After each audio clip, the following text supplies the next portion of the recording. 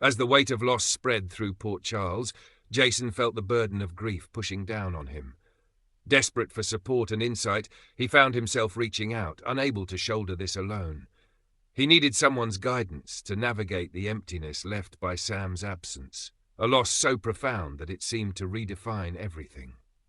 Meanwhile, Dante was racked with guilt, his sense of responsibility piercing through him as he struggled with questions of his own. In a quiet moment with Sonny, Dante finally opened up, expressing regret and self-blame, convinced that somehow his actions, or lack of them, had played a part in Sam's tragic end. Young Rocco, too, wrestled with a budding sense of guilt, feeling the weight of an adult's sorrow without fully understanding its enormity. Elsewhere, Drew's sorrow was as deep as it was complicated. Turning to Carly, he couldn't hide his heartbreak as he admitted it just wasn't supposed to end like this. His mind was consumed with memories of Sam and thoughts of their young daughter, Scout, who still hadn't heard the devastating news. For Scout, her mother's presence was a given, an unbreakable bond. In her innocence, she continued to ask for Sam, oblivious to the heartbreaking truth. Carly, observing the pain in Drew's eyes, felt the weight of this looming revelation. She knew how devastating it would be when Scout learned that her mother was never coming back.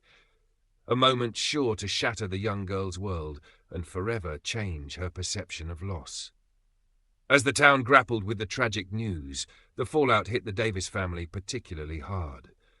Christina and Molly's tensions only grew in the wake of their sister's death, their grief manifesting in arguments that seemed both petty and agonizingly deep. Each of them felt lost, struggling to find a way to move forward.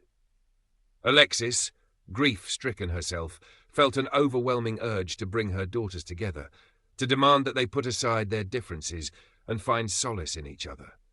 She wanted to reach them through the fog of their bickering, to remind them that they still had each other, that Sam's memory deserved a family united in love rather than divided by grief. Meanwhile, Port Charles was steeped in mystery and intrigue as characters continued to grapple with new turns and entanglements in the wake of Sam's death.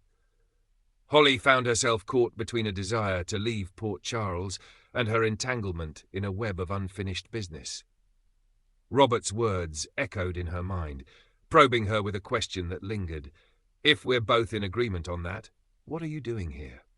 Holly seemed torn, especially with the lingering threat of Sidwell and his persistent hunt for the diamonds. This storyline, full of suspense and high stakes, left viewers hoping that she might remain in Port Charles just long enough to resolve the chaos, or even to find herself pulled back into the lives she'd once shared with the town's residents. The mysterious loss of Sam cast an atmosphere of uncertainty and fear across the hospital as well. Laura, visibly tense and distressed, awaited news, dreading what it might bring. With worry etched into every line of her face, she asked, "Is it Lulu?" Her fear for her daughter weighed heavily on her, unaware that it was, in fact, Sam who had died. The grief within the hospital walls seemed to ripple out, touching each person in its wake, even those who were initially out of the loop.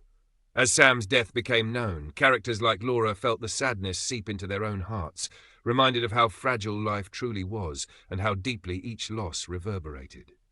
Even as this heavy sorrow touched nearly everyone, the holiday spirit had, for a brief moment, brought a different kind of energy to Port Charles. Spinelli, dressed whimsically in a black suit with a skeleton print, found himself trying to spark a bit of Halloween joy for his young daughter, Georgie.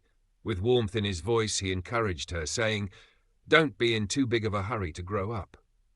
Spinelli sensed that Georgie might feel too old for trick-or-treating, figurmenvengs, but he reminded her that Halloween was for everyone.